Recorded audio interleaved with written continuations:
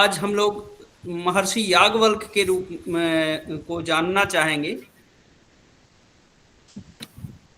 जब याज्ञवल्क्य जी की चर्चा होती है तो ये एक वैदिक ऋषि है। साउंड खुला है, किसी का साउंड बंद कर लें। याज्ञवल्क्य जी वैदिक ऋषि हैं और इनके बारे में सबसे ज्यादा जाना जा सकता है महाराज जनक के बारे में।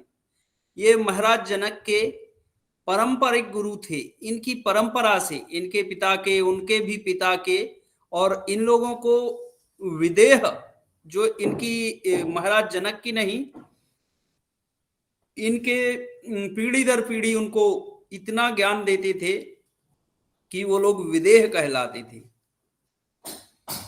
अपने शब्दों में, इनके शब्दों में अपार बुद्धि और ज्ञान का सम्मिश्रण होता था। याज्ञवल्क्य एक ऋषि तो थे जो अपनी बुद्धिमत्ता, हास्य की भावनाओं के लिए जाने जाते थे। और जब बात होती है कि कितने महान ऋषि थे वो, तो इस पर जब हम लोग प्रकाश डालते हैं तो पता चलता है कि वैदिक ग्रंथों का इनको गहरा ज्ञान था और इन्होंने वेदों की रचना के बारे में इनको जाना जाता है। इन्होंने याज्ञवल्क्य स्मृति भी लिखी। तो याज्ञवल्क्य जी अद्वितीय बुद्धि और शक्ति के लिए प्रसिद्ध थे। उन्होंने बहुत सारे ग्रंथ शास्त्र लिखे जिनमें शुक्ल यजुर्वेद संहिता सबसे प्रसिद्ध है। याज्ञवल्क्य स्मृति और याज्ञवल्क्य जी के कुछ योग के ग्रंथ भी अलग से हैं। इन्हें जैसे कि मैंने कहा, योगी याज्ञवल्क्य का नाम उनकी लब्ध प्रतिभा और प्रख्यात व्यक्तित्व के रूप में अंकित है। जब ज्ञान की बातों की बात आती है तो उस समय महर्षि याज्ञवल्क्य जी की जो पत्नी थी, दो पत्नियां थीं, दोनों ही बहुत ज्ञानी थीं, जिनका नाम गार्गी और मैत्रायणी था। याज्ञवल्क्य का जन्म कहा जाता है कि कार्तिक मास की सप्तमी को हुआ था। इनके माता पिता ब्रह्मरथ और सुनंदा जी थे, जो चमत्कारपुर नामक छोटे से शहर में रहते थे। आज की दुनिया में से गुजरात के उत्तर में स्थित वडनगर के नाम से जाना जाता है। और उस समय के अन्य देशों में भी यह उल्लेख मिलता है कि उनके पिता याज्ञवल्क्य तैत्रीय वर्ग के वेदाचार्य वैशंपायन की बहन के पुत्र थे। बचपन और परिवार की बात करें तो इनके 3 लोगों से इन्होंने शिक्षा ग्रहण की थी, जिनके अधीन इन्होंने ऋषि याज्ञवल्क्य ने बचपन से ही अध्ययन किया। उनमें ऋषि उद्दालक, ऋषि वैशंपायन और ऋषि हिरण्यनाभ थे। वैशंपायन ऋषि जो थे, इनके मामा थे और उन्होंने ही इन्हें विशेष ज्ञान दिया था। अपने सभी गुरुजनों में ये रघुवंश के राजा हिरण्यगर्भ और याज्ञवल्क्य को स्वयं, उन्होंने ही इनको स्वयं विज्ञान का ज्ञान दिया था। उन्होंने महान ऋषि उपमन्यु के आश्रम में योग संहिताओं की रचना की और महाराज जनक के दरबार में उद्दालक को जो पराजित करके ही भी प्रसिद्ध हुए। इसकी चर्चा हम अनेक लेखों में पढ़ चुके हैं।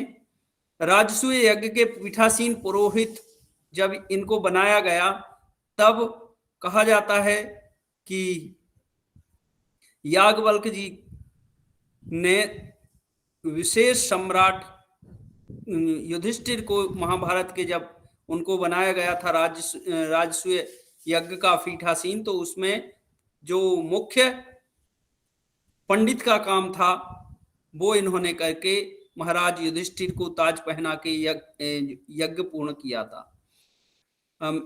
इनकी दो पत्नियां की बात हम लोग कर चुके हैं, जिनमें मैत्रेयी और दूसरी भारद्वाज जी की, ऋषि भारद्वाज की पुत्री कात्यायनी थी। इन दोनों में ही मैत्रेयी जी को ब्रह्म ज्ञान में रुचि रहती थी और पत्नी कात्यायनी के याज्ञवल्क्य जी की 3 संतानें हुई, जिनका नाम था चंद्रकांता, महामेघ और विजया।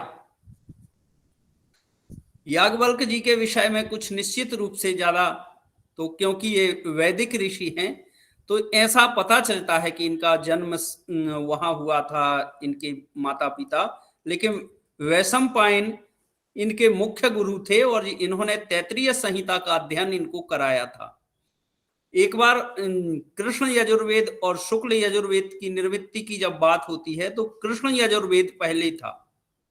और क्या होता है कि एक बार ऋषि ने मेरू पर्वत के निकट एक संगठन रखा, सभी ऋषियों को उसमें पहुंचना था और यह नियम पारित किया गया कि जो नहीं आएगा उसके लिए कुछ सजा की व्यवस्था की गई थी।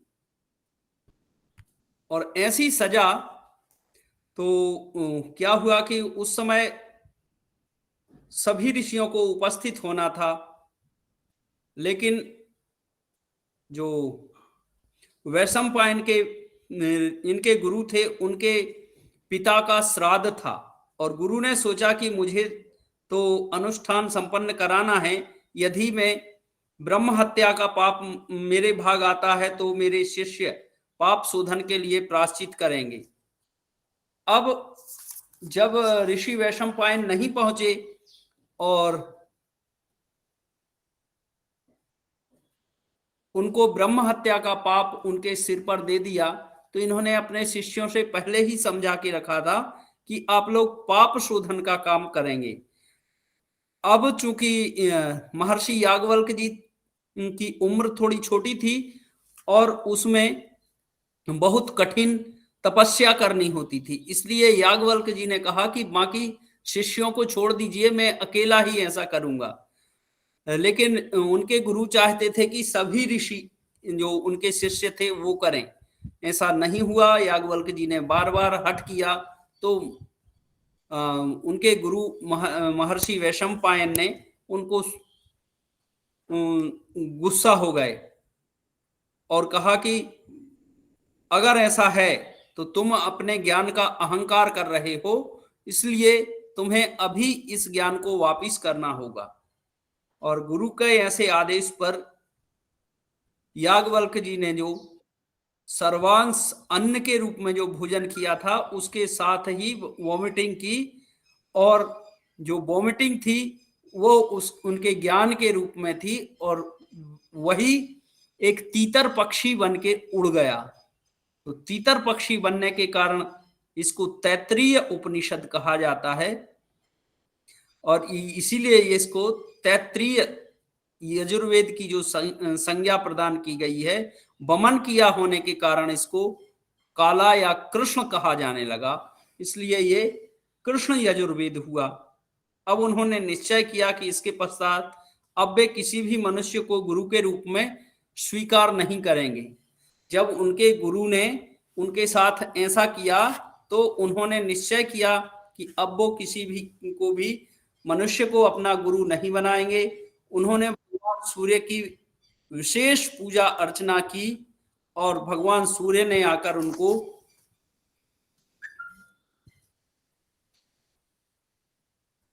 कहा कि आप वरदान मांगिए। तब महर्षि याज्ञवल्क्य उनको साष्टांग दंडवत करके चरण कमलों का पूजन करते हुए कहा कि मुझे आप वेद के अंश प्रदान करें। और इस तरह उन्होंने जो वेद के अंश महर्षि याज्ञवल्क्य को भगवान सूर्य ने दिए, वो घोड़े के रूप में अश्व का रूप धारण करके आए। और जब वो अश्व का रूप धारण करके आते हैं तो इस अंश को, क्योंकि वो श्वेत सफेद घोड़ा बन के आए थे, इसलिए उसको शुक्ल यजुर्वेद कहा जाने लगा। अब यजुर्वेद के इस अंश को, और दूसरा, क्योंकि वो घोड़ा घोड़ा होता है, घोड़े का दूसरा नाम वाज भी है, तो वाज सने यजुर्वेद की संज्ञा भी इसको दी जाती है कि यह वाज सने यजुर्वेद है। ये पुनः इसकी 15 शाखाओं में इसे विभाजित किया गया और इन शाखाओं में प्रत्येक 100 यजुष मंत्र थे। इस तरह टोटल 1500 मंत्र इस शुक्ल यजुर्वेद में हैं। याज्ञवल्क्य से मैत्रेयी को अमृतत्व का ज्ञान, इनकी जो पत्नी थी मैत्रेयी, इनको इन्होंने अमृतत्व का अर्थात ब्रह्म ज्ञान प्रदान किया था। तो याज्ञवल्क्य का मैत्रेयी को अमृतत्व ज्ञान देना, जब महर्षि याज्ञवल्क्य जी इन्होंने बहुत धन इकट्ठा कर रखा था, क्योंकि उस समय महाराज जनक ने अनेक गांव, जो गायें थी, उनके सींग और खुर सबको सोने का कवर पहनाया था, स्वर्ण जड़ित करवाई। कोई कहता है कि वो गाय 1 लाख थी, कोई कहता है 1 सहस्त्र थी, और कहा कि यहाँ पर हम एक शास्त्रार्थ रखेंगे, उस शास्त्रार्थ में जो पंडित जीतेगा उसको ये गाय दान में दी जाएंगी। तो जैसे ही महर्षि याज्ञवल्क्य जी ने ऐसा सुना, वो वहां पहुंचे और अपने शिष्य से कहा कि गाय की आवश्यकता मुझे है, इसलिए ये गाय मैं ले जा रहा हूं, जिसको जरूरत हो मुझसे आके शास्त्रार्थ करे। और फिर बहुत से ऋषि उन पर क्रुद्ध हुए और तब उन्होंने सभी गाय अपने साथ रख ली। फिर भी जो ऋषि क्रुद्ध हुए, उन सबको बुला के उन्होंने शास्त्रार्थ करवाया, और शास्त्रार्थ जीतने के बाद इनको ब्रह्म ज्ञान की उपाधि प्रदान की गई।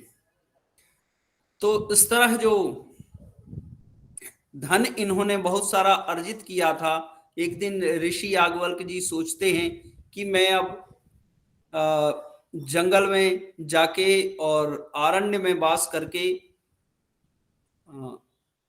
सन्यास ले लूं। भले ही वो ऋषि थे, फिर भी उन्होंने आरण्य में वास करके सन्यास लेकर सब कुछ त्यागने की विचार उनके मन में आया, और उन्होंने सारा धन अपनी दोनों पत्नियों के बीच में बांट रहे थे। तो जो मैत्रेयी जो थी उनकी पत्नी, उन्होंने कहा कि अगर यह धन ऐसा ही है कि इसे इनको देना है, किसी और को देना है, बांटना है, एक दिन इसको छोड़ के जाना है, तो आप जो इसको छोड़ के जहां जा रहे हैं ऐसी जगह मुझे भी बताइए, हम लोगों को भी ऐसी जगह चलना है। ये धन जब आपके काम का नहीं है तो मेरे भी काम का नहीं है। इस तरह फिर उन्होंने अपनी पत्नी को अमरत्व का ज्ञान प्रदान किया। कात्यायनी सामान्य बुद्धि की स्त्री थी, परंतु उनके जो चंद्रकांत, महावेग और विजय नामक 3 पुत्र हुए। जब याज्ञवल्क्य जी ने जीवन के चतुर्थ आश्रम में प्रवेश किया तब ये घटना हुई। उन्होंने अपना, क्योंकि जो सनातन धर्म में 4 आश्रम, ब्रह्मचर्य, गृहस्थ, वानप्रस्थ और सन्यास, तो पहले वो गृहस्थ आश्रम में रहे, फिर वानप्रस्थ में रहे। तब तक उनकी पत्नियां साथ में थीं, जंगल में भले रहते थे, धन भी साथ में था, लेकिन जब उन्होंने सन्यास के बारे में सोचा तब ऐसी घटना हुई। एक बार मैत्रायणी का समय जब याज्ञवल्क्य ने परम ज्ञान प्रदान करने की प्रार्थना की, तब उन्होंने मैत्रायणी को विशेष आत्मा की आंतरिक महानता, उसकी सत्ता के स्वरूप और असीम ज्ञान, अमृतत्व प्राप्ति के मार्ग को विस्तार पूर्वक वर्णन किया। और यही जो ज्ञान है वह याज्ञवल्क्य मैत्रेयी के संवाद के रूप में, अमर परिसंवाद भी इसे कहा जाता है, और यही आगे कर चल के बृहद आरण्यक उपनिषद के रूप में अंकित हुआ। तो बृहद आरण्यक उपनिषद जो है, पूरा उपनिषद मैत्रेयी और याज्ञवल्क्य संवाद के रूप में है, और यह महर्षि याज्ञवल्क्य ने अपनी पत्नी मैत्रेयी को ब्रह्म ज्ञान के रूप में सुनाया था। इसमें क्या विषय है, तो इसकी समस्त परंपराएं और जो प्रयोजन है वो आत्मा के लिए प्रिय होती है।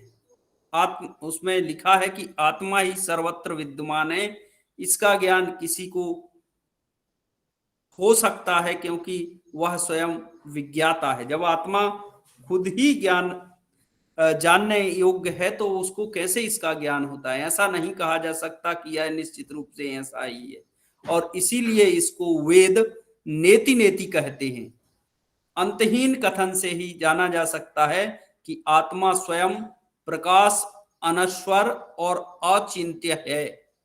इसीलिए भगवद गीता में इसको वासांसी जीर्णानि यथा विहाय नवानि गृह्णाति नरोपराणि तथा शरीराणि विहाय जीर्णानि अन्यानि संयाति नवानि देहि। जैसे हमारा शरीर कपड़े बदलता है, जब पूरा नए जो पहने हुए कपड़े हैं वो पुराने हो जाते हैं तो हम लोग कपड़े पहनते हैं नए वाले, ऐसे ही हमारी आत्मा, जो हमारा शरीर पुराना हो जाता है तो उसको छोड़कर नया शरीर धारण कर लेती है। नैन्यम सिद्ध्यन्ति शस्त्राणि नैन्यम दहति पावकः, नैन्यम दहति पावका, जो ना इसे शस्त्र काट सकता है ना वायु गला है, इसलिए यह स्वयं प्रकाश, अनस्वर और अचिंत्य है। ऋषि याज्ञवल्क्य जी ने यजमानों से कई अनुष्ठान करवाए और उन महान यज्ञों में वे स्वयं आचार्य भी बने।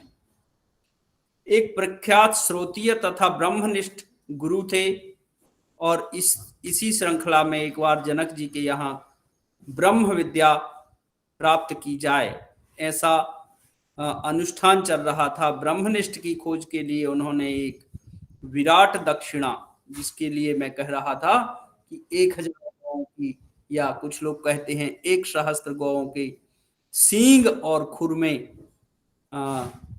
स्वर्ण जड़ित करवा के उन्होंने रखे थे, और ऐसे ब्रह्मनिष्ठ की प्राप्ति के लिए उन्होंने एक परिसंवाद रखा था जिसमें शास्त्रार्थ होना था, और उस शास्त्रार्थ में महर्षि याज्ञवल्क्य जी जीत जाते हैं और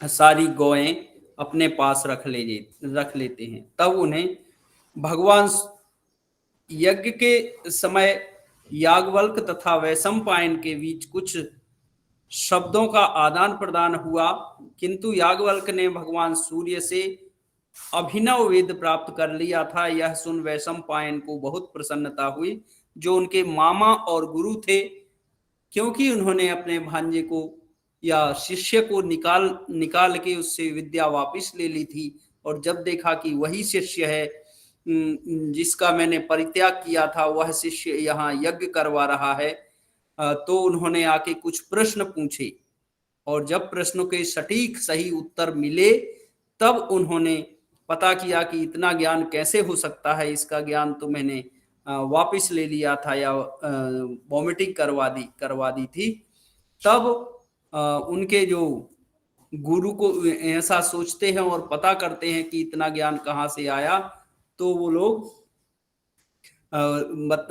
उनको पता चलता है कि भगवान सूर्य ने स्वयं आके इनको वेदों का ज्ञान दिया है, इसलिए ये इतने ज्ञानी हैं। तब उन्हें बहुत प्रसन्नता हुई और उन्होंने अपने पूर्व शिष्य याज्ञवल्क्य को वेद का अपने शिष्यों को प्रशिक्षण देने का अनुरोध किया कि आप हमारे यहाँ आइए और हमारे दूसरे शिष्यों को वेद पढ़ाइए, जिसे याज्ञवल्क्य जी ने स्वीकार कर उनके जो शिष्य थे उन सबको शुक्ल यजुर्वेद का ज्ञान दिया। याज्ञवल्क्य जी की कृतियों की बात की जाए कि कौन कौन सी जो कृतियां इनकी हैं, क्या क्या इन्होंने पढ़ाया है, लिखा है, तो उनमें बात की जाए याज्ञवल्क्य जी के महान आध्यात्मिक उपदेश, जैसा भी हम लोगों ने चर्चा की थी, बृहद आरण्यक उपनिषद के तृतीय और चतुर्थ अध्याय में विस्तार से मिलते हैं। याज्ञवल्क्य जी के सुप्रसिद्ध याज्ञवल्क्य संहिता, याज्ञवल्क्य शाखा प्रतिज्ञा सूत्र, शतपथ ब्राह्मण, योग याज्ञवल्क्य एक योग का विशेष ग्रंथ है जिसे योग याज्ञवल्क्य कहा जाता है। तो इन्हें शुक्ल यजुर्वेद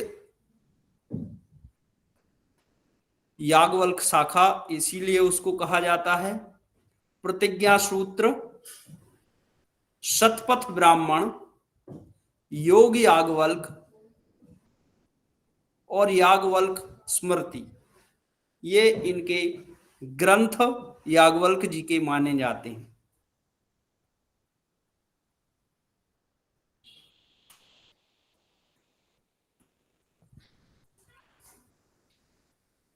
तो ब्रह्म ज्ञानी याज्ञवल्क्य की जब बात की जाए तो याज्ञवल्क्य उस समय के सबसे ज्ञानियों में थे। जैसा मैंने बताया, गार्गी जी से इनका एक बार विवाद हुआ था। योग याज्ञवल्क्य वास्तव में गर्ग और याज्ञवल्क्य के बीच एक वार्तालाप का पाठ है। वह राजा जनक के दरबार में विद्वानों में से एक थी। गार्गी ऋषियों से आत्मा के बारे में सवाल करती हैं और भौतिक दुनिया के बारे में बुनियादी प्राथमिक ज्ञान के साथ शुरू करती हैं, जो यह हवा, आकाश और अनेक लोगों के बारे में प्रश्न को प्रबल करती हैं। इस पर योग याज्ञवल्क्य जी की जो रचना है दूसरी शताब्दी ईसा पूर्व के लगभग मानी जाती है। इसे दूसरी से चौथी शताब्दी ईसा पूर्व के बीच का माना जाता है। इसमें 12 अध्याय और 504 छंद हैं। यहाँ योग को जीवात्मा और परमात्मा के मिलन के रूप में परिभाषित किया गया है। योग याज्ञवल्क्य जो है उसमें क्या है, 12 अध्याय हैं और 504 छंद हैं। योग क्या है, तो महर्षि याज्ञवल्क्य जी कहते हैं, संयुक्तो योग इत्युक्तो जीवात्म परमात्मनोः, जीवात्मा और परमात्मा के संयुक्त होने को योग कहते हैं। योग की अभी आप योग शब्द पढ़ चुके होंगे।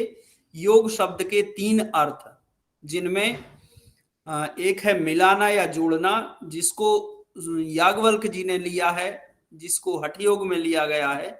दूसरा शब्द है समाधि और तीसरा है जो युज संयमने, जिसका अर्थ होता है संयम, नियंत्रण या कंट्रोल। तो याज्ञवल्क्य जी ने योग याज्ञवल्क्य में जिसको लिया है वह है मिलाना। संयुक्तो योग इत्युक्तो जीवात्म परमात्मनोः, जीवात्मा और परमात्मा के संयोग को योग के रूप में परिभाषित किया गया है। योग का ज्ञान पुरुषों और महिलाओं दोनों के लिए बहुत व्यापक है, ऐसा याज्ञवल्क्य जो योग याज्ञवल्क्य है उसमें कहा गया है।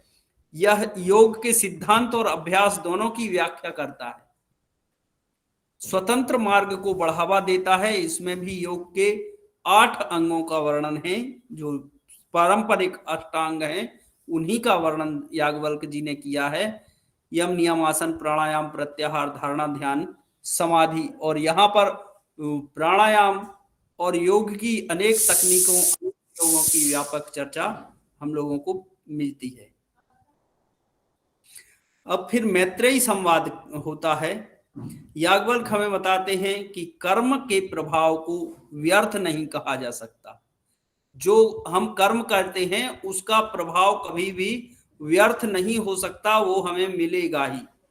और उसी के कारण को जान जाना प्रभाव को अनुपात में बना देता है।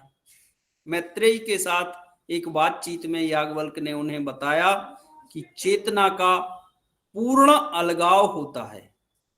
यहाँ तत्वों के इन क्रम परिवर्तन और संयोजन के रूप में शरीर का निर्माण होता है। कोई विशेष चेतना नहीं है। एक व्यक्ति सुनने, महसूस करने, छूने, सूंघने आदि की जैसी इंद्रिय शक्ति को महसूस नहीं कर पाएगा। मैत्रेयी सार्वभौम सत्ता है जो शाश्वत रूप से अनंत है, जिसके पार सारा ज्ञान है, उसी को से सारा जगत उत्पन्न होता है और फिर उसी में समा जाता है। याज्ञवल्क्य के ज्ञान से हमें पता चलता है कि हम सब उससे चिंगारी की तरह आए हैं और एक बार जब आप उसे जान लेते हैं तो आप फिर से उसके साथ एक हो जाते हैं। हम सभी सार्वभौमिक प्राणी हैं और स्वयं सार्वभौमिकता का पूर्ण विषय है, यह भी ध्यान रखना चाहिए। और जब इसका निकलता है कि याज्ञवल्क्य के प्रवचन का केंद्रीय विषय यह है, ज्ञान स्रोत और शक्ति स्रोत सभी आत्मा हैं, चाहे वह ज्ञान हो चाहे शक्ति हो, सभी आत्मा हैं, स्वयं ही सर्वत्र विद्यमान है। इससे समझा या जाना नहीं जा सकता, क्योंकि यह केवल समझ है। आत्मा अविनाशी है और अकल्पनीय है।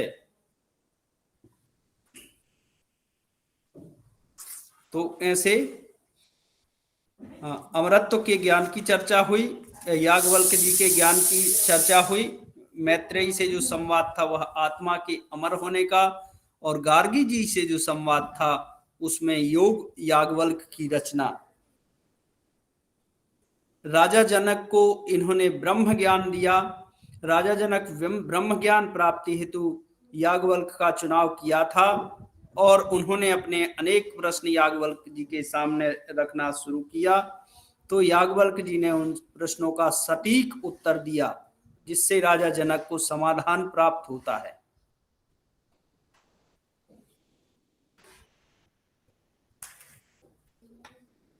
ब्रह्मज्ञानी याज्ञवल्क्य की जब चर्चा होती है तो याज्ञवल्क्य उस समय सब सर्वश्रेष्ठ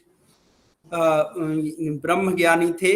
कहते हैं कि मुनिश्रेष्ठ याज्ञवल्क्य के पास बहुत से विद्वान तपसी योग मार्ग से निष्ठा रखने वाले ब्राह्मण ऋषि आया करते थे और ज्ञान प्राप्ति हेतु उनकी पत्नियां भी सभी समय उपस्थित रहती थीं। इसलिए याज्ञवल्क्य जी से हाथ जोड़कर सभी प्रार्थना करते हैं, भगवान सर्वशास्त्रज्ञ सर्वभूत हिते रतः ये योग तत्व मम ब्रूहि सांग्योपांग विभानते। अर्थात हे भगवान, आप सभी शास्त्र के ज्ञाता हैं, सभी भूतों के हित में कार्य करते रहते हैं, सांगोपांग वर्णन आप इनका कीजिए। याज्ञवल्क्य जी अपने साधन मार्ग में अपनी पत्नियों को भी दीक्षित किया और इसलिए याज्ञवल्क्य जी को अगर कहा जाए कि स्त्री शिक्षा पर सबसे पहले विद्वान वेद ऋषि कौन थे तो वो याज्ञवल्क्य जी थे, जिन्होंने स्त्री शिक्षा पर जोर दिया। पुरुष और प्रकृति का विवेक याज्ञवल्क्य जी को था। एक बार राजा जनक ने याज्ञवल्क्य जी से प्रश्न किया, सांख्य शास्त्र में प्रकृति को जड़ क्यों कहा गया है, साथ ही पुरुष को चेतन और क्षेत्रज्ञ भी क्यों कहा गया है? आप हमें मोक्ष मार्ग का संपूर्ण तत्व समझाइए। मरने मारने वाले जीव के प्राणों का जब उत्क्रमण होता है उस समय उसे कालानुसार किस स्थान की प्राप्ति होती है? साथ ही सांख्य और योग के तत्व ज्ञान का यथार्थ रूप से वर्णन कीजिए। ऐसा जब प्रश्न किया महाराज जनक ने, तब याज्ञवल्क्य जी ने उत्तर दिया, अव्यक्त प्रकृति स्वभाव से ही गुणवती, ज्ञान रहित, जड़, बोध रहित है। प्रकृति और पुरुष की जब बात की जाती है तो प्रकृति को अव्यक्त सांख्य में कहा गया है। सांख्य शास्त्र अगर आप कोई जानते हो, षट शास्त्र या जो भारतीय दर्शन है, भारतीय दर्शन 9 हैं।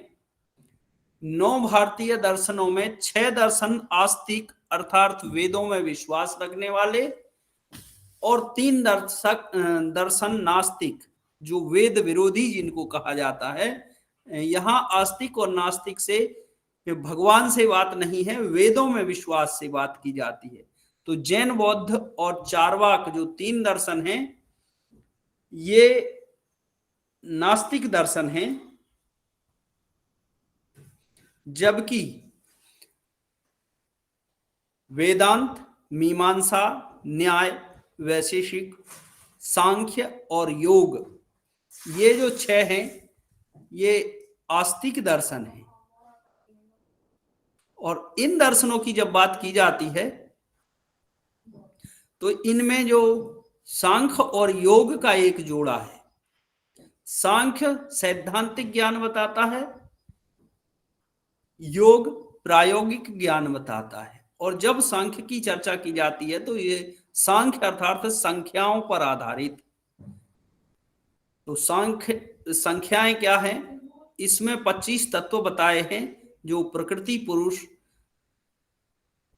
मन, बुद्धि, अहंकार, पंच ज्ञानेन्द्रियां, पंच कर्मेंद्रियां, पंच महाभूत, पंच तन्मात्राएं, ऐसे 25 तत्व मिलके शरीर और सृष्टि की रचना करते हैं। और इनमें जो प्रकृति है उसके बारे में महर्षि याज्ञवल्क्य ने भी सांख्य योग पर उपदेश किया है।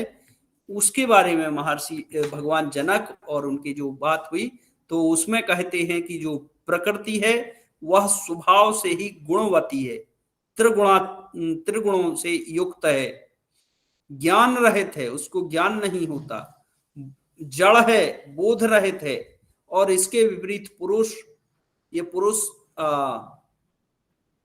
महिला पुरुष की बात नहीं हो रही है, प्रकृति पुरुष जो भी आपको यहां दिखाई दे रहा है, चाहे वो महिला हो चाहे पुरुष, सभी प्रकृति हैं। और जो पुरुष है वह एकमात्र इस सत्ता है जिससे यह सृष्टि संचालित होती है। तो जो प्रकृति है वो त्रिगुण युक्त है, ज्ञान रहित है, जड़ है, बोध रहित है। इसके विपरीत पुरुष स्वभाव से ही ज्ञानी है, चेतन है, त्रिगुणातीत है। इसीलिए प्रकृति को अचेतन माना गया है, वह विनाशी है, किंतु अज्ञानवश प्रकृति के स्वरूप में रहता है। जो पुरुष चेतन है तब उसकी मुक्ति नहीं हो पाती। पुरुष का सृष्टिकर्ता मानने के कारण सर्वधर्मा, योग का कर्ता मानने के कारण योग धर्मा, नाना प्रकृतियों को अपने में समाहित कर लेने के कारण प्रकृति धर्मा इसको कहा जाता है। स्थावर पदार्थों के बीजों का कर्ता होने के कारण बीज धर्मा, और गुणों की उत्पत्ति प्रलय का कर्ता होने के कारण इसे गुण धर्मा भी कहा जाता है। यह पुरुष साक्षी और अद्वितीय है। अज्ञानवश पुरुष में अभिमान आता है, जिससे नित्य अव्यक्त पुरुष प्रकृति के संबंध को अनित्य मान लेता है और वह जीव बन जाता है। और जिस तरह मछली पानी में रहकर भी पानी से अलग है, उसमें लिप्त नहीं है, उसी तरह भिन्न और असंग है। इसका ज्ञान जिसे नहीं, वह व्यक्ति बार बार इस संसार सागर में आता है।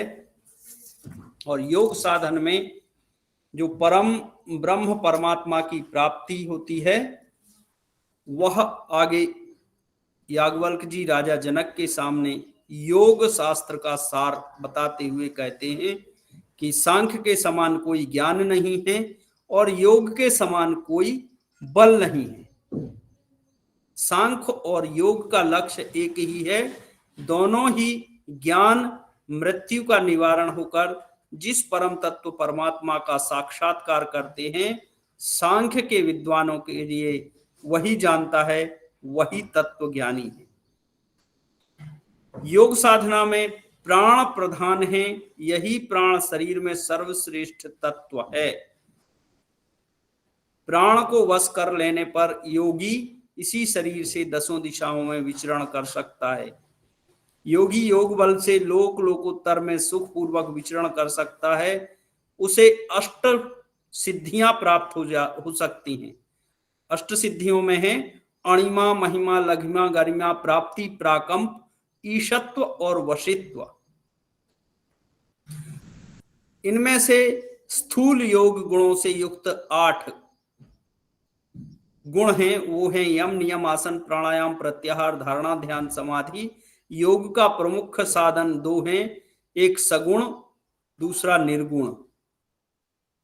प्राणायाम द्वारा मन को वश में और शांत किया जा सकता है और आगे चल के फिर यह समाधि तक व्यक्ति की आत्मा को रजोगुण रहित कर सत्व गुण में लीन कर सकता है। और इस तरह जो याज्ञवल्क जी थे वो योग का ज्ञान देते हैं। अंत में जीवात्मा और परमात्मा के एकत्व ज्ञान से मुक्ति प्राप्त होती है, ऐसा याज्ञवल्क जी कहते हैं। क्योंकि प्रकृति जड़ है, इसलिए 25वें तत्व पुरुष रूपी जीवात्मा को नहीं जानती, क्योंकि चेतन होने के कारण पुरुष प्रकृति को जानता है। सांख्य योग के तत्वदर्शी जल में प्रतिबिंबित चंद्रमा के समान प्रकृति में ज्ञान रूपी जगत आदि अवस्थाओं में सब कुछ देखता है। सुषुप्ति या समाधि अवस्था में कुछ भी नहीं देखता। अब इसीलिए जो इनको अलग अलग जानने लगता है, समझने लगता है, तब वो जीवात्मा को ब्रह्म का रूप जानकर उससे एकात्म प्राप्त कर लेता है।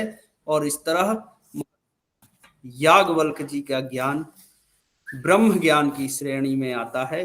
ये तैत्तिरीय शाखा के ऋषि वैशंपायन के शिष्य थे। इस तरह याज्ञवल्क जी का जो जीवन परिचय है हम लोग यहीं समाप्त करते हैं। और रामकृष्ण परमहंस जी को ज्यादातर लोग हम लोग स्वामी विवेकानंद के गुरु के रूप में ही जानते हैं, लेकिन अगर इस समय बात की जाए तो हाल ही के 1-2 शताब्दी में लगभग जिन्हें भगवान के रूप में जाना जाता है वह स्वामी रामकृष्ण परमहंस ही थे। क्योंकि वे स्वयं कहते थे, जब आप उनके योग और ज्ञान की चर्चा करेंगे तो एक एक शब्द उनका सत्य साबित होता है। और जो पढ़े लिखे नहीं थे परंतु इतनी गूढ़ विषयों को वो ऐसे छोटे छोटे से उदाहरण से समझा देते थे कि जो जिसको समझाने वाला होता था वो बिल्कुल जरा से इशारे से ही समझ जाता था। एक बार कहा जाता है कि रामकृष्ण परमहंस, जैसे उदाहरणों के लिए मैं कह रहा था, तो छोटा सा उदाहरण कि कोई पूछता है उनको कि गुरु कैसे साधना में सहायक होते हैं। गंगा किनारे उनका आश्रम था और उस आश्रम के सामने गंगा जी में प्रवाहित होते हुए एक बड़ी नाव जा रही थी। बड़ी नाव से छोटी नाव को बांधा गया था। तो वो कहते हैं उस शिष्य से कि आप बताओ, अगर ये छोटी नाव अलग कर दी जाए तो कितने दिन में अपने गंतव्य स्थान तक पहुंचेगी? तो वो कहता है 1 महीना लगेगा, और हो सकता है कि प्रवाह अगर तेज हो जाए तो वो 1 महीने में भी। ऐसे छोटे छोटे उदाहरणों से तो वो कहते हैं इसलिए अगर वो अब बड़ी नाव के साथ, जहाज बोट के साथ बंधी हुई है, अब वो 2 घंटे में पहुंच सकती है। तो इसी तरह वो छोटे छोटे, एक बार एक उदाहरण देते हैं कि कोई पूछता है कि भगवान की दर्शन कब हो सकते हैं, तो उन्होंने कहा कि जब आपके मन में एक अजीब तड़प हो कि जब भगवान के बिना हम रह नहीं सकते, आपको ऐसा लगने लगे। तो वो पूछता है तड़प कैसी होती है? स्वामी जी कुछ नहीं कहते हैं, उसके साथ गंगा स्नान को जाते हैं। जैसे ही वो गंगा स्नान करता है उसके बाल पकड़ के और वो डुबा देते हैं।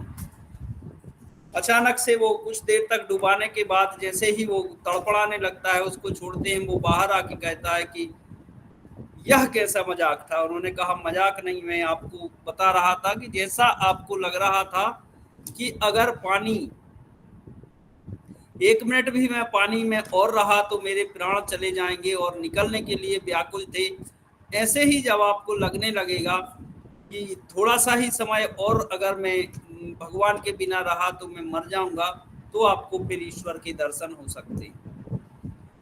तो इस तरह बहुत छोटे छोटे उदाहरणों के द्वारा वो सांसारिक या जो दिव्य ईश्वरीय विषय हैं उनको समझाते थे। इनको अवतारी पुरुष कहा जाता है। और जैसा मैंने बताया कि वो कहते थे जो राम हुआ फिर कृष्ण हुआ, वही फिर राम कृष्ण हुआ, ऐसा वो कहते थे। और इसलिए उन्हें भगवान का अवतार माना जाता है। कोई कहता है, एक सामान्य मान्यता है कि भगवान के जितने भी अवतार हम मानते हैं, चाहे वह भगवान राम हो, भगवान कृष्ण हो, या भगवान परशुराम हो, या भगवान बुद्ध हो, या ईसा मसीह हो, इन सब में जो भगवान राम और बुद्ध को छोड़कर बाकी सब जो हुए हैं वो सब का जन्म कुछ ना कुछ अभावों से ग्रस्त रहा है, चाहे वह सामाजिक हो या पारिवारिक हो या आर्थिक हो। कुछ ना कुछ उनके साथ समस्याएं जन्म के पहले से ही रही हैं, और ऐसी समस्याओं से ग्रसित जो रामकृष्ण परमहंस जी थे वो भी रहे। तो जब कोई चमत्कार होता है, किसी से कार्य संपादन भगवान को कराना हो, तब ऐसा कुछ घटित होता है। तो भगवान रामकृष्ण कहते थे जो कि जो राम हुआ फिर कृष्ण हुआ, वही फिर राम कृष्ण हुआ। तो ये एक साइड हेडिंग के रूप में आप लिख सकते हैं। और इसको सिद्ध करने के लिए जब इनके जो शिष्य विवेकानंद जी थे, जब देखते हैं कि स्वामी रामकृष्ण परमहंस जी मृत्यु शैया के समीप हैं, 3 दिन से मुंह भी नहीं बोले हैं, बात भी नहीं कर पाए हैं, अगर इतना बड़ा अवतार हुआ है और जिन्होंने पूरा युग परिवर्तित कर दिया है, वो व्यक्ति भी इतने कष्ट में हैं, तो वो कैसे भगवान हो सकते हैं? ऐसा उनके मन में मानसिक रूप से वो सोच रहे थे। तो प्रश्न आता है, तभी वो फिर अगला विचार आता है कि अगर ये अब भी ऐसा कह दें, तब मैं मान जाऊंगा कि सही में ये भगवान। और जो 3 दिन से मुंह भी नहीं बोले थे, वो तुरंत कहते हैं, क्यों नरेंद्र, मैंने सारा कुछ तुम्हें दे दिया, अभी भी तुम्हें शक है? लो फिर से बताता हूँ, जो राम हुआ वही फिर कृष्ण हुआ, वही अब राम कृष्ण हुआ। तो इस तरह इससे सिद्ध होता है कि वो जो कहते थे वो भगवान अवतार, भगवान का ही अवतार थे, और वही रामकृष्ण परमहंस के रूप में जाने जाते हैं, जिनको हम। अब जन्म की बात आती है, तो भगवान रामकृष्ण के जन्म के पूर्व उनके परिवार में अनेक अलौकिक घटनाएं हुई। अलौकिक इसलिए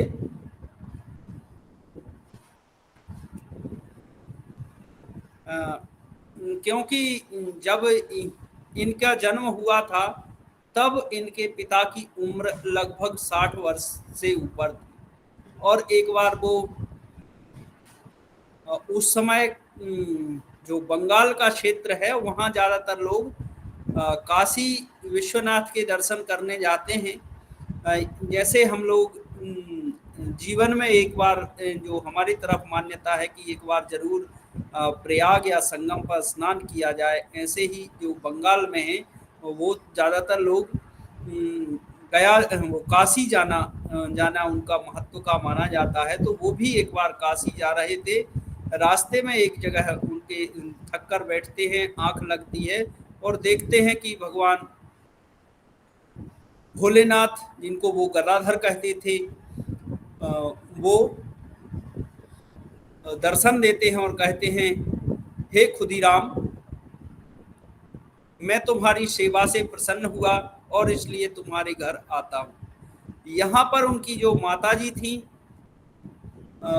वो बड़ी ही धार्मिक महिला थी और हर दिन भगवान शिव जी के मंदिर में जाती थी। एक बार वो जलाभिषेक कर रही थी, जैसे ही पिंडी पर जल चढ़ा के बैठती हैं, पुष्प अर्पित करके आंखें बंद करती हैं, प्रार्थना करती हैं, तभी उन्हें महसूस हुआ कि शिव जी की जो लिंग है उसमें से कुछ एक दिव्य ज्योति निकलकर उनके कोख में समा गई।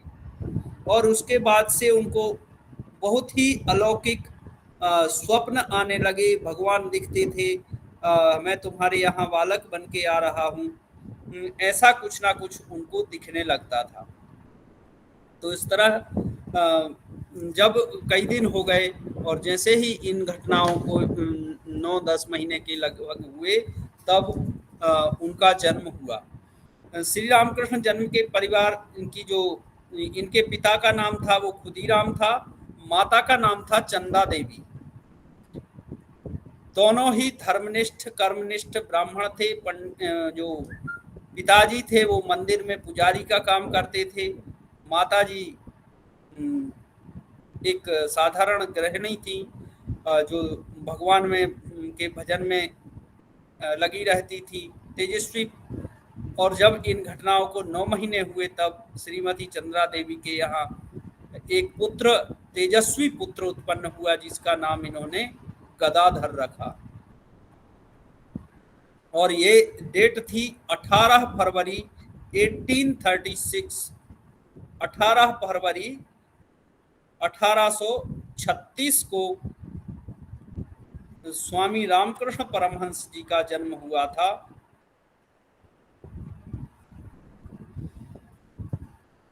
जन्म स्थान था जो कलकत्ता के पास हुगली नाम का एक स्थान है, हुगली के तालुका के पास कमारपुकुर जो नाम है इनके,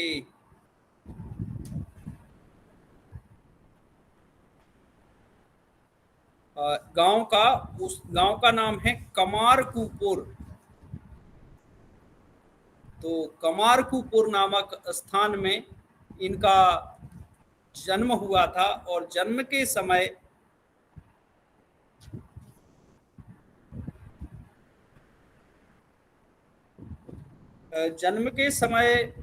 जब कुछ दिन बाद ज्योतिषी आए तो ज्योतिषियों ने बताया कि यह बच्चा धार्मिक मानवीय पुण्य कर्मों से रत होगा, इसे लोग भगवान के रूप में जानेंगे। और यह बात आगे चल के सत्य सिद्ध हुई। आगे चल के रामकृष्ण परमहंस जी की जो इनके बारे में बात की जाती है वो सत्य सिद्ध हुई। ज्योतिषियों ने भविष्यवाणी जो की हुई थी, और दुर्भाग्यवश रामकृष्ण के जब केवल 7 वर्ष के थे तब इनके पिता की मृत्यु हो गई। पिताजी का देहांत होने के बाद इनके बड़े भाई जो एक कलकत्ता की एक स्कूल में संस्कृत के शिक्षक थे, वह इन्हें अपने साथ ले आते हैं कलकत्ता और इन्हें पढ़ने लिखने की व्यवस्था करते हैं। श्री रामकृष्ण की शिक्षा की व्यवस्था जब की गई, किंतु उनका पढ़ने लिखने में मन नहीं दिखता था। धार्मिक कार्यों में उनकी रुचि रहती थी। भजन गाते, मंदिर जाते, मंदिर के सामने ही बैठते और उनकी समाधि लग जाती थी।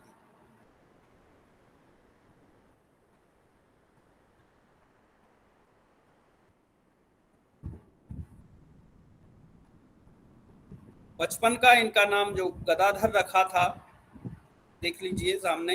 तो रामकृष्ण के जो भाई थे वो इनको अपने साथ ले गए, और जब देखा कि इनका बहुत ही पढ़ाई में मन नहीं है, तो पूजा अर्चना में इनका बहुत ज़्यादा मन लगता है, शास्त्रार्थ करते हैं। इतनी छोटी उम्र में बड़े बड़े पंडितों के साथ बैठते हैं और उनसे भगवत चर्चा करते हैं। पूर्वजों ने जो इनके पिता ने इनको नामावली, कई पूर्वजों के नाम सिखाए, जो भी एक बार सुनाते वह इनको याद हो जाता है।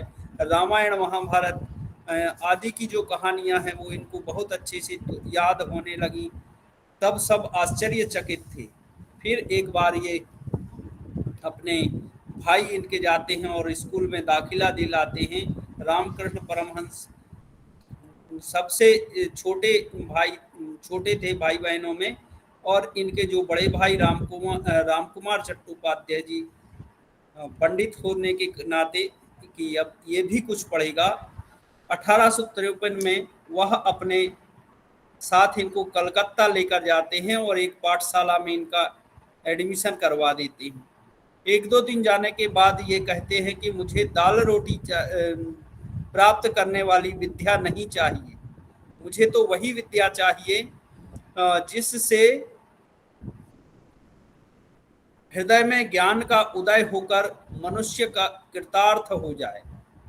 ये उनका एक विशेष वचन है, इसको जरूर लिख लें कि मुझे दाल रोटी प्राप्त करने वाली विद्या नहीं चाहिए, मुझे तो ऐसी विद्या चाहिए जिससे हृदय में ज्ञान का उदय होकर मनुष्य कृतार्थ हो जाए। उस समय वहाँ की जो कलकत्ता के पास जिनकी पाठशाला थी, जिनके मंदिर थे, उन रानी का नाम था रानी रासमणि। और रानी रासमणि ने उस समय मंदिर बनवाया था। उसके पुजारी की व्यवस्था इनके बड़े भाई राम कुमार को दी थी। राम कुमार जी ने वहाँ पूजा अर्चना करते थे। उन्होंने एक मंदिर में इनको भी लगा लिया, पूजा में साथ रहते थे। 1857 की बात है कि उस समय राम कुमार जी का देहांत हो गया और इधर श्री रामकृष्ण जी कठोर साधना प्रारंभ हुई। तब इन्हें पुजारी का जो इनके भाई पूजा करते थे वह दायित्व इनको प्राप्त हुआ और फिर ये माता की पूजा भी करने लगे। और इसमें सहायता करने के लिए इनके भांजे हृदयनाथ जी को बुला लिया। हृदयनाथ जी कहते हैं कि जब वे देवी जी के सामने बैठते हैं, पद भजन आदि गाते हैं तो समाधिस्थ हो जाते हैं, आंखें बंद रहती हैं, शरीर में कोई हलचल नहीं और आंखों से लगातार अश्रुधारा बहती रहती है। पूरा वक्षस्थल, यहाँ तक कि कपड़े भी गीले हो जाते हैं अश्रुधारा से, ये खो जाते हैं और इन्हें क्यों और कोई भान नहीं रहता है।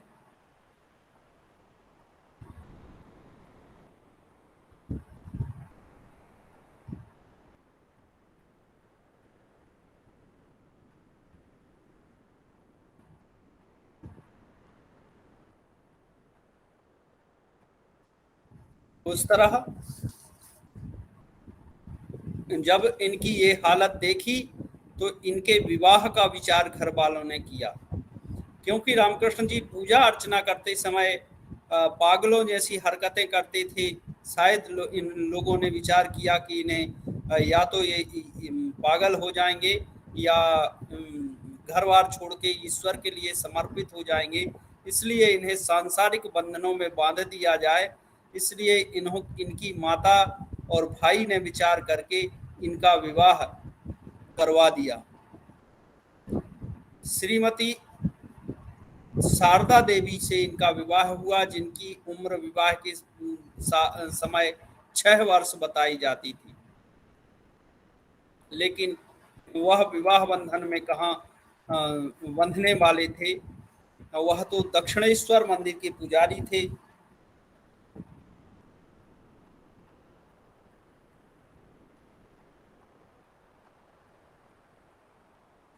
और वह काली मंदिर के पुजारी के रूप में जाने जाते थे। काली माता के को वह दर्शन ब्रह्मांड की माता के रूप में देखते थे। रामकृष्ण इनकी वर्णन करते हुए कहते हैं कि घर द्वार मंदिर सब कुछ अदृश्य हो गया है, जैसे कहीं कुछ भी नहीं था, और मैंने एक अनंत तीर विहीन, जिसका कोई अंत, तीर यहाँ किनारे की बात है, जिसका कोई किनारा नहीं है, आलोक सागर देखा। यह चेतना का सागर था, जिस दिशा में मैंने दूर दूर तक जहां भी देखा उज्जवल लहरें दिखाई दे रही थी, जो एक के बाद एक मेरी तरफ आ रही थी। इस तरह वो उनका विवाह हुआ। रामकृष्ण पुनः उसी मंदिर के पुजारी का काम करने लगे। विवाह का परिणाम यह हुआ कि वे अधिक निष्ठा, प्रेम और साधना में लग गए। पत्नी शारदा ने भी अपने माता पिता को देखते और उनकी पूजा करती। इसी विषय में, जो शादी के विषय में इनसे एक बार प्रश्न किया इनके एक शिष्य ने, जिनका नाम सुधीर घोष था, कि आपने जब विवाह कर ही लिया है तो दाम्पत्य जीवन का निर्वाह क्यों नहीं करते। तब उन्होंने कहा कि दाम्पत्य जीवन का निर्वाह तो तब किया जा सकता है जब कोई जीवन संगिनी हो।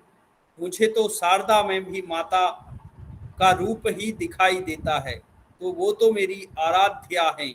इसलिए मेरा जीवन संगिनी कोई मुझे प्राप्त नहीं हुई है। मुझे हर एक महिला में माँ शारदा, माता काली ही दिखाई देती हैं, और इसलिए मैं कैसे इस जीवन में दाम्पत्य जीवन का निर्वहन कर सकता हूँ।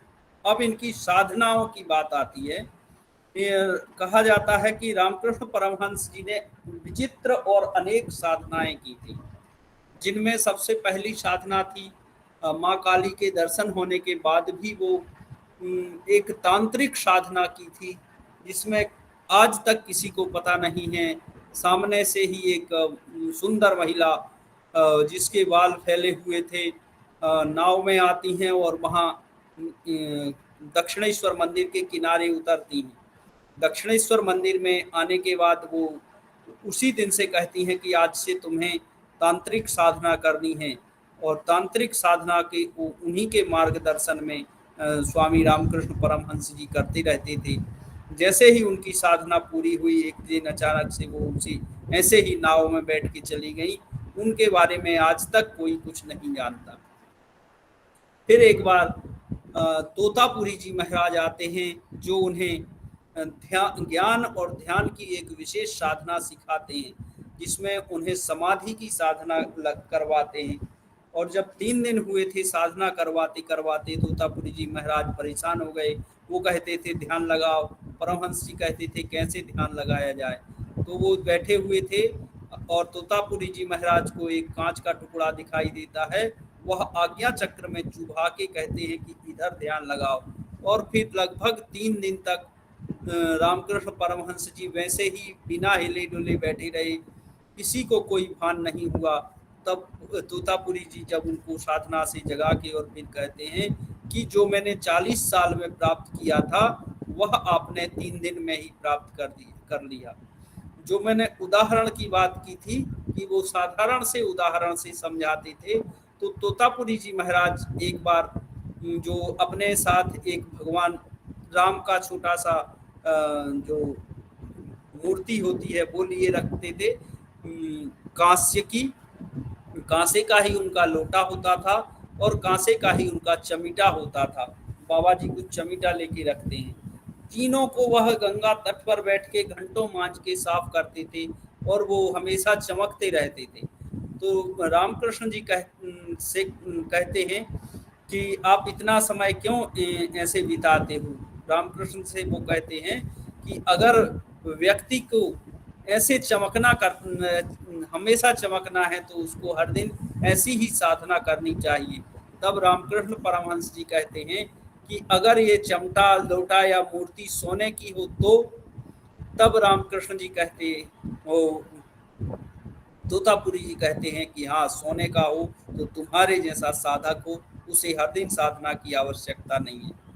फिर जो रामकृष्ण के ग्रंथ हैं उनमें सबसे जो उन्होंने तो पढ़े लिखे नहीं थे, कुछ ग्रंथ नहीं लिखा, लेकिन इनके जो शिष्य थे स्वामी श्रद्धानंद जी ने इनका 2 प्रकार के ग्रंथ लिखे हैं जो बंगाली भाषा में है। बंगला भाषा में उन्होंने लिखा है क्योंकि ये बंगाली ही थे और बंगला भाषा वहाँ बोली जाती थी। स्वामी श्रद्धानंद जी के जो ग्रंथ हैं उनमें रामकृष्ण लीलामृत 2 भागों में और रामकृष्ण वचनामृत रामकृष्ण लीलामृत में इनकी लीला प्रसंग से संबंधित बातें लिखी हैं, जो स्वामी श्रद्धानंद जी ने या अन्य शिष्यों ने कहीं सुनी या कहीं, क्योंकि जन्म और जो लीलाएं हैं ये सारी तो श्रद्धानंद जी को पता नहीं होगा, जो दूसरों के द्वारा सुनी, जो मुख्य मुख्य थी उन्होंने लिपिबद्ध करके रामकृष्ण लीलामृत, और जो प्रवचन रामकृष्ण जी देते रहते थे, इस शिष्यों को समझाते रहते थे, इस सब को उन्होंने रामकृष्ण वचनामृत से लिपिबद्ध किया है।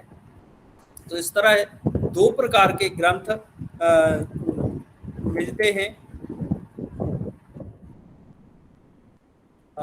जो रामकृष्ण परमहंस जी से संबंधित, और फिर इन्हीं ग्रंथों का हिंदी, संस्कृत और अन्य भाषाओं में अनुवाद रामकृष्ण मिशन के साधुओं द्वारा किया गया है। रामकृष्ण जी की विचित्र साधनाएं दो प्रकार की तो बात की, और कुछ साधनाएं ईश्वर का साक्षात उनको हुआ। कहा जाता है कि ध्यान का जो अभ्यास जब रामकृष्ण परमहंस जी करते थे, तो वो रात के समय आश्रम से के गंगा किनारे की तरफ जाके, वहाँ पंचवटी बनी हुई थी, आंवले के वृक्ष के नीचे ध्यान करने बैठ जाते थे। उसके चारों ओर तुलसी के पौधे लगे हुए थे छोटे छोटे, और वो अपना जनेऊ निकाल के, अपने कपड़े निकाल के आंवले पर टांग देते थे और नीचे बैठ के ध्यान करने लगते थे। एक बार उनके शिष्य हृदयनाथ जी जो थे, भांजे और जो थे हृदयनाथ जी, वो देखते हैं, इनके पीछे पीछे जाते हैं और पत्थर मार के सोचते हैं कि क्योंकि मामा ते कपड़े निकाल दिए हैं इसलिए पास जाना अच्छा नहीं है, तो वो पत्थर या मिट्टी फेंक के आजू बाजू और इशारा करते हैं कि कोई आपके पास है, अब आप कुछ कपड़े पहन लें। और ऐसा तब रामकृष्ण जी ना कोई जवाब देते हैं, जैसे उनको कुछ पता ही ना हो। सुबह जब वो हृदयनाथ जी मिलते हैं तो वो कहते हैं, मामा ये क्या करते हो, आप कपड़े भी निकाल देते हो। तब रामकृष्ण जी कहते हैं कि जो साधनाएं हैं वह हमें अष्टपास व्यक्ति को रहते हैं, इन अष्टपास से मुक्त होकर करना चाहिए। लज्जा, घृणा, भय, कुल, शील, जाति, मान, अभिमान, इन ये 8 पास हैं। और जैसे कुल का अभिमान, ब्राह्मण होने का अभिमान हमें है, तो इसलिए जनेऊ उतार के दूर रख दिया, अब मैं ब्राह्मण नहीं हूं। जाति अर्थात मनुष्य, पुरुष होने का अभिमान है, कपड़े निकाल दिए। मान अभिमान की बात दूर हो जाती है। भय, घृणा, इन सब से दूर रहकर फिर हमें साधना करनी चाहिए।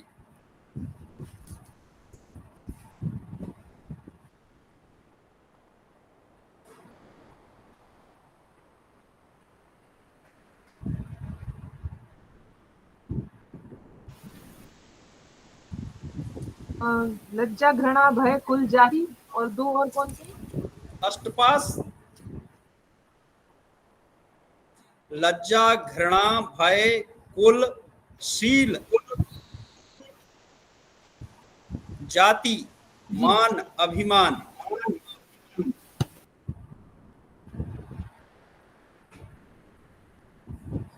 लज्जा, घृणा, भय, कुल, शील, जाति, मान, अभिमान। जी जी।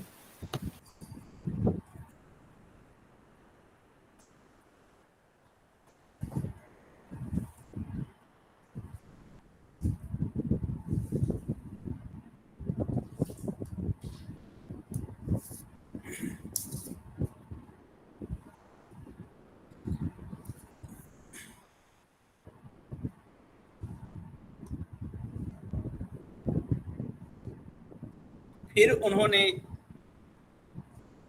ये कहते थे कि जाति का अभिमान होने पर या मनुष्य होने का अभिमान होने पर जो विशेष साधना की थी वो, क्योंकि अभिमान ना हो इसलिए वो जो दक्षिणेश्वर मंदिर के आसपास सबसे जो, क्योंकि उस समय जाति प्रथा बहुत ज़्यादा हावी थी और जिन लोगों को सबसे निकृष्ट माना जाता था, नीची जाति के लोग माने जाते थे, उनके आसपास जाके साफ सफाई करती थी, पाखाने को तक को साफ करती थी।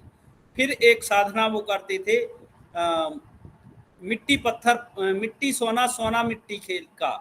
तो जो भी पैसा या जो उनको मिलता था वो एक कटोरी में लेकर, दूसरे में मिट्टी लेकर, और गंगा जी के पास बैठते थे और एक हाथ से मिट्टी फेंकते थे, दूसरे हाथ से पैसा फेंकते थे। उसे कहा जाता था मिट्टी पत्थर, मिट्टी सोना, सोना मिट्टी का, वो कह के और ऐसे फेंकते थे। दोनों को एक मानने का उनका जो उद्देश्य था, इसमें वह पारंगत हुए, और इस कारण फिर उसने जब वो दोनों को एक मानने लगे तब उन्होंने इसको छोड़ दिया। विवाह जब हुआ था इनका, तब इनकी उम्र थी 23 वर्ष और माँ शारदा की उम्र थी 5 वर्ष। 18 वर्ष तक की जब शारदा माता हुई, तब उसके बाद दक्षिणेश्वर मंदिर में रहने आई। तब तक वो सन्यासी का जीवन व्यतीत करते थे। वैराग्य साधना इनकी चलती रही, विवाह से कोई प्रभावित नहीं हुआ। अंदर से मन ना करते हुए भी मंदिर की पूजा अर्चना करने लगे। दक्षिणेश्वर स्थित पंचवटी में ध्यान मग्न रहने लगे।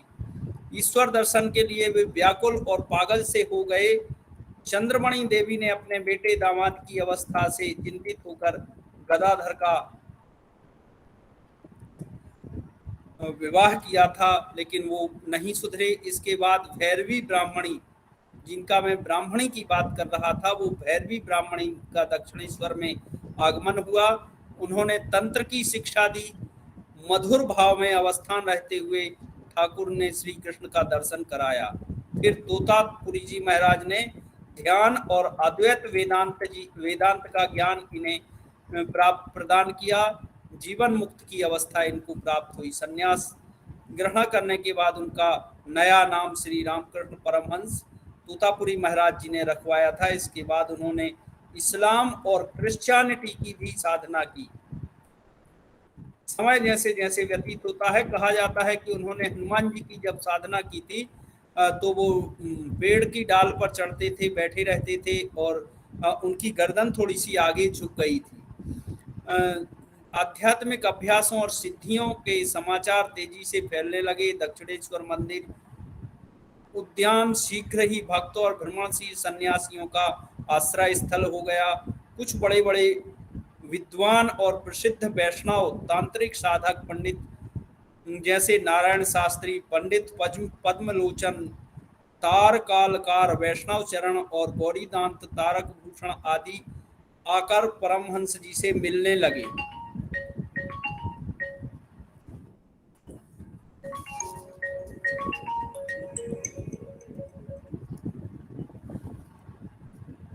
जी,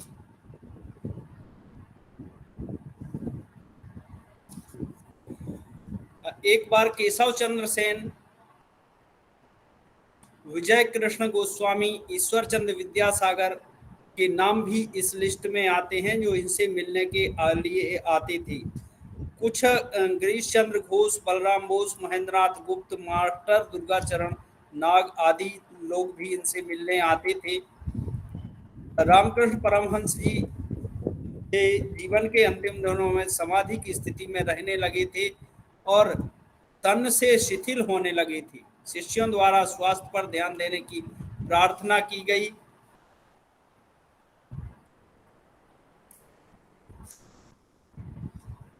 और इन्होंने, लेकिन जब उनसे, क्योंकि उनको गले का कैंसर हुआ था और उनसे प्रार्थना की शिष्यों ने कि आप बोले नहीं, डॉक्टर ने मना किया है, लेकिन वह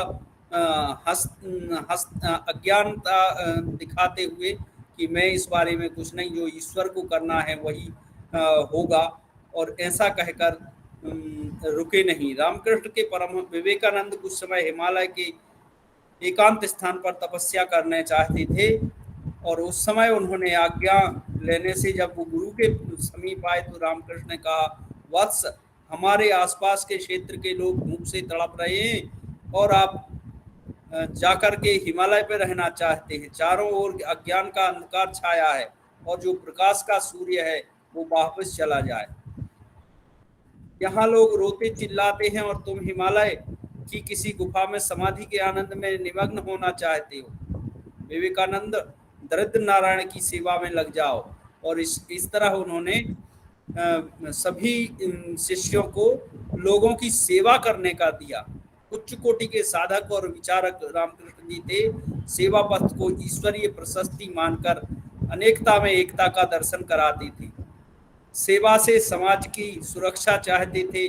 जब उन्हें गले में सूजन हुई, डॉक्टरों ने कैंसर बताकर समाधि लेने की वार्तालाप से मना कैंसर बताया, तब वे मुस्कुराए और कहा कि विवेकानंद इलाज कराते रहे, चिकित्सा के बावजूद उनका स्वास्थ्य बिगड़ता गया।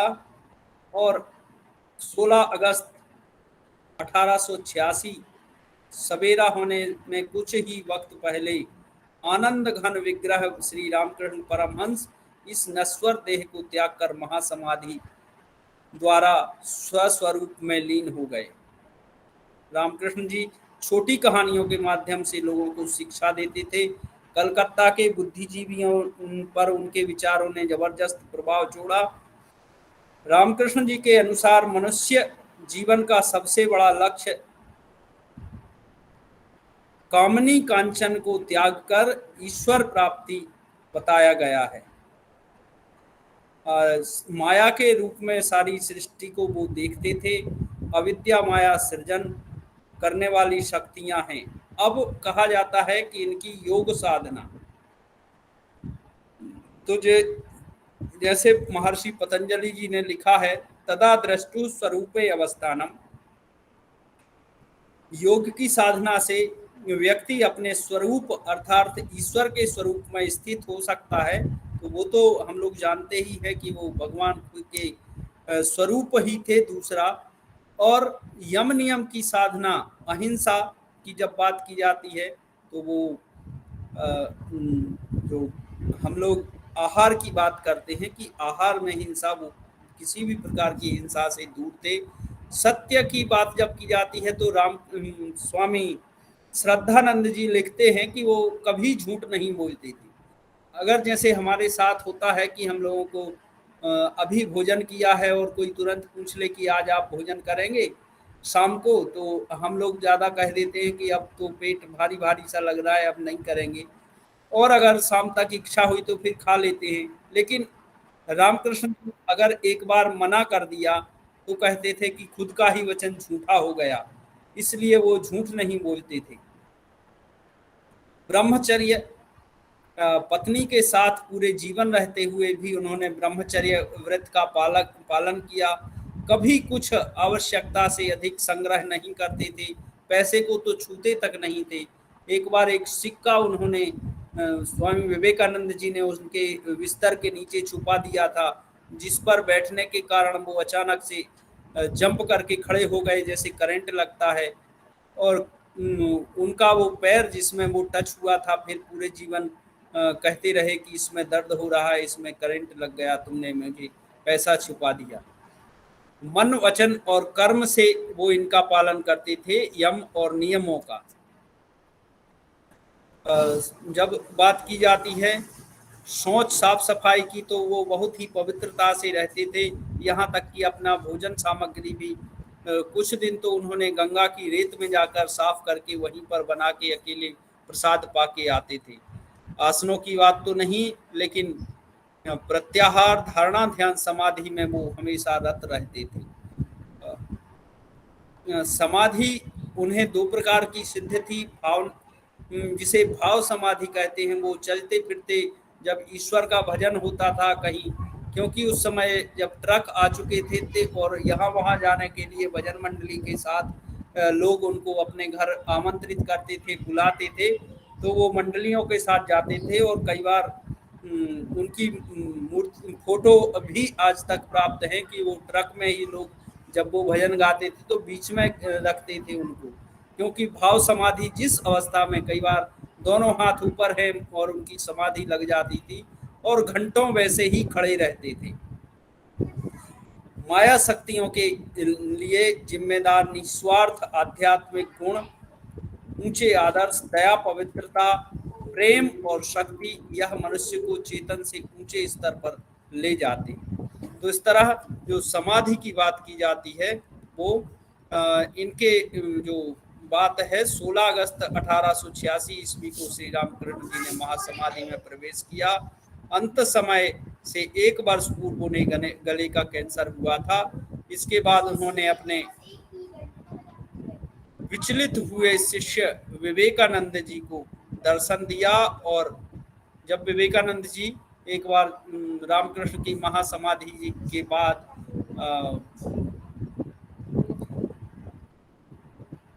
हिमालय पर फिर से जाने लगते हैं, तब वो उन्होंने दर्शन दिया था और कहा था कि मैंने आपको एक बार और रोका था, फिर से रोक रहा हूँ, आपको यहीं रहना है। संसार में रहते हुए मनुष्य मात्र की कल्याण की व्यवस्था करनी है।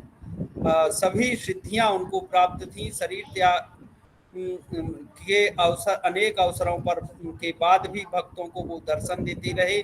उन्होंने अपने सभी शक्तियां शरीर त्यागने से पहले स्वामी विवेकानंद जी को प्रदान की थी। और इस तरह कहा जाता है कि जितनी भी साधना पद्धतियां प्रचलित हैं वो सभी स्वामी रामकृष्ण परमहंस जी ने साधना की थी। और उनमें क्योंकि कहीं कहीं पर लेख आया है कि जो भैरवी माता जो महिला थी, उन्होंने इनको जब तंत्र की साधना करवाई थी तो जो गाय का मांस उनके मुंह के समीप तक रखा था, लेकिन वो सीधा स्पष्ट लिखते हैं कि वो साधना की आवश्यकता थी और उसमें उन्होंने ऐसा कुछ खाया नहीं था। कई बार उनको निर्वस्त्र उनको इस साधना करवाई थी। तो इस उसमें संदर्भ में कुछ लोग इधर उधर के वचन कहते हैं, लेकिन ऐसा नहीं। तो वो विशेष साधनाएं थी और ऐसा साधनाओं में होता रहता है। इसलिए जो पंचवटी की साधना वो करते थे वो विशेष साधना थी और उच्च ध्यान में वो पहुंच जाते थे। माता काली उनको साक्षात दर्शन देती थी। जिन भगवान को एक विशेष शक्ति की बात की जाती है कि जो हृदयनाथ जी लड्डू गोपाल भगवान के पुजारी थे, एक बार लड्डू गोपाल भगवान उनके हाथ से छूट जाते हैं, उनका हाथ टूट जाता है। उस समय विद्वानों की एक मीटिंग होती है मंदिर में, और जो विद्वान थे सब निर्णय होता है कि मूर्ति को जल में गंगा जी में प्रवाहित करके दूसरी मूर्ति लाकर उसकी प्राण प्रतिष्ठा की जाए। रामकृष्ण परमहंस जी बैठे बैठे रोने लगते हैं, और जो रानी रासमती मंदिर की जिनका मंदिर था उसको गुस्सा में कहते हैं कि आपके पति का या दामाद का हाथ या पैर टूट जाए तो क्या आप उनको नदी में प्रवाहित करके दूसरा ले आएंगी? तो सभी विद्वान उनसे कहते हैं कि आप ही बताइए फिर क्या करें।